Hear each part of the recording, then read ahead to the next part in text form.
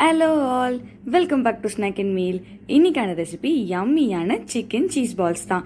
ஈஸியாக பண்ணக்கூடிய இந்த ரெசிபிக்கு நான் 1/4 கிலோ அளவு போன்லெஸ் சிக்கன் வாஷ் பண்ணி எடுத்திருக்கேன். அது குட்டி குட்டி பீசஸாக கட் பண்ணி மிக்சர் ஜாரில் சேர்த்து பல்ஸ் மோடில் வச்சு கிரைண்ட் பண்ணி எடுத்துக்கோங்க.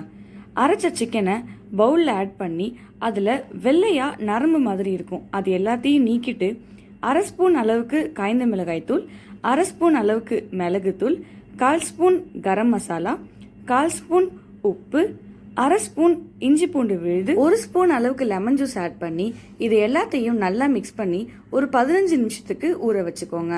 ஒரு பவுலில் 2 டேபிள் ஸ்பூன் அளவுக்கு சோள மாவை ஆட் பண்ணி கொஞ்சமாக தண்ணி சேர்த்து திக்கான பேஸ்ட்டாக மிக்ஸ் பண்ணி எடுத்துக்கோங்க. மேரினேட் பண்ண சிக்கன்லேருந்து ஒரு பால் அளவு எடுத்து அதை கையில் வச்சு தட்டி சென்டரில் ஒரு சீஸ் கியூபை வச்சுக்கோங்க. நான் மொசரல்லா சீஸ் யூஸ் பண்ணியிருக்கேன். சீஸை சிக்கனை வச்சு நல்லா கவர் பண்ணிக்கோங்க. அதை நல்லா உருட்டி பால் மாதிரி எடுத்துக்கோங்க. உருட்டின சிக்கன் பாலை மிக்ஸ் பண்ணி வச்ச சோள மாவு தண்ணியில் போட்டு நல்லா டிப் பண்ணிக்கோங்க. சோள மாவில் டிப் பண்ண பாலை பிரெட் க்ரம்ஸில் போட்டு நல்லா கோட் பண்ணிக்கோங்க.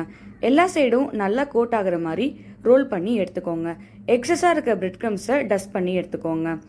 இந்த சைஸில் பண்ணும்போது 7 பால்ஸ் வரைக்கும் பண்ணிக்கலாம். கடாயில் எண்ணெய் நல்லா சூடானதும் ஒன்றா போட்டு ஃப்ரை பண்ணுங்க. லோ ஃப்ளேமில் வச்சு ஃப்ரை பண்ணுங்க, இல்லைனா மேலே சீக்கிரமாக ப்ரௌன் ஆகிடும், உள்ள சிக்கன் வேகாது.